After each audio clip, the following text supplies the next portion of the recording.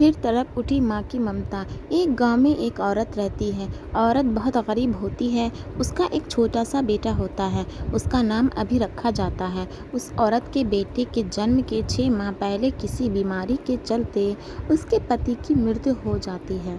ابھی اپنی ماں کے ساتھ رہتا ہے۔ اس کی ماں ابھی کو اپنی جان سے بھی زیادہ پیار کرتی ہے، کیونکہ وہی اس کے پتی کی ایک ماتر دھروہر ہوتی ہے۔ وہ محنت اور مزدوری کر کے اپنے بچوں کا پالن پوشن کرتی ہے اور کبھی بھی پتا کی کمی محسوس نہیں ہونے دیتی۔ اس پڑھاتی لکھاتی ہے تاکہ وہ پڑھ لکھ کر اپنے پیر پر کھڑا ہو سکے، ایک کامیاب انسان بنے، تاکہ اسے کسی کے آگے مانگنے کے لیے ہاتھ نہ پھیلانا پڑے۔ دھیرے دھیرے ابھی ہائی اسکول پاس کر لیتا ہے تو پڑھنے کے لیے اسے گاؤں سے دوسرے شہر جانا پڑتا ہے۔ ابھی دل لگا کر پڑھائی کرتا ہے اور منڈل میں ٹاپ رینک حاصل کرتا ہے۔ پھر وہ شہر کے ایک نامی مہا ودیالیہ سے سناتک اور پراسنتک کی پڑھائی کرتا ہے۔ ایک دن ابھی اپنی ماں سے باہر جا کر پڑھائی کرنے کی ضد کرتا ہے۔ ماں کہتی ہے، بیٹا میری عمر اتنی نہیں کہ اب میں اکیلے رہ سکوں، پھر باہر پڑھنے کے لیے پیسہ بھی تو بہت لگے گا، اور میں چاہتی ہوں کہ تو یہاں پر ہی رہ کر پڑھائی کر اور یہیں پر کوئی نوکری کر لے۔ لیکن ابھی کہتا ہے کہ کالج کی طرف سے اسکالرشپ ویزا پر پڑھنے جا رہا ہوں اور اس کا سارا خرچہ بھی سرکار خود ہی اٹھائے گی، اور ضد پکڑ لیتا ہے۔ آخر میں مجبور ہو کر ماں ابھی کو نہ چاہتے ہوئے بھی بھیجنے کو راضی ہو جاتی ہے۔ ابھی امریکہ جا کر ماں کو پہنچنے کی خبر دیتا ہے۔ ماں اسے ہدایت دیتی ہے کہ زیادہ دوست کے چکر میں نہ پڑے اور اپنے کام سے کام رکھے، اور ہر روز ابھی ماں کو فون کرتا ہے اور ماں اسے ہر روز ہدایت دیتی ہے، پیار سے سمجھایا کرتی۔ پہلے تو کچھ دن فون روز آتا تھا، پھر دھیرے دھیرے کم ہونے لگا، کبھی ہفتے میں ایک بار اور پھر کبھی مہینے میں، اور ماں یہ کہہ کر خود کو سمجھا لیتی کہ پڑھائی میں دھیان ہوگا، اس لیے فون نہیں کر پاتا ہوگا۔ پھر کچھ سمے بعد فون آنا بند ہو گیا، اور پھر سالوں بعد ایک دن فون آتا ہے کہ ابھی بتاتا ہے کہ ماں میری پڑھائی پوری ہو گئی ہے اور نوکری لگ گئی ہے۔ تو ماں بہت خوش ہوتی ہے اور پورے محلے میں مٹھائی بانٹتی ہے۔ اب ابھی ماں کے لیے کچھ پیسے بھیج دیا کرتا تھا، لیکن دھیرے دھیرے کر کے وہ بھی بند ہو گیا۔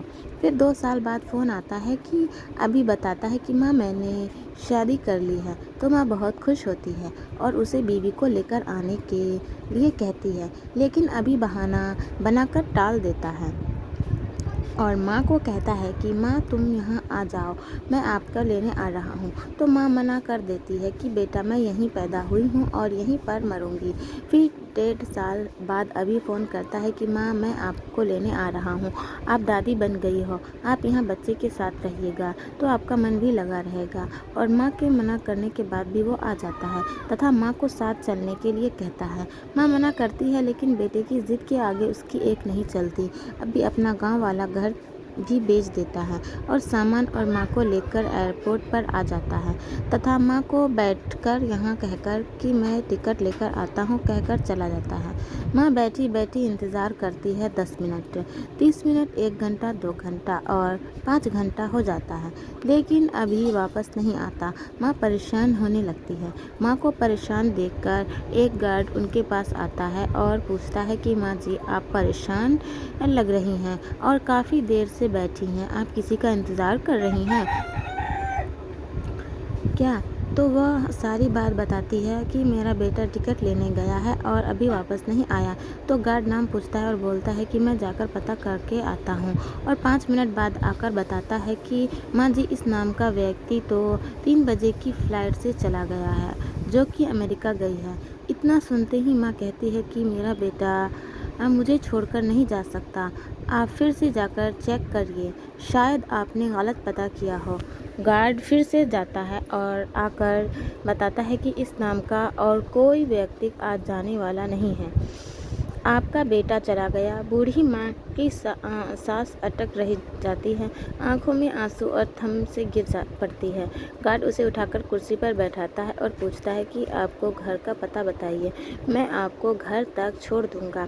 اتنا سنتے ہی بوڑھی ماں کی دبی سی آواز باہر آتی ہے اور روتے ہوئے کہتی ہے کہ بیٹا، میں نے ایسا کیا برا کیا جو تو نے میرے ساتھ ایسا کیا؟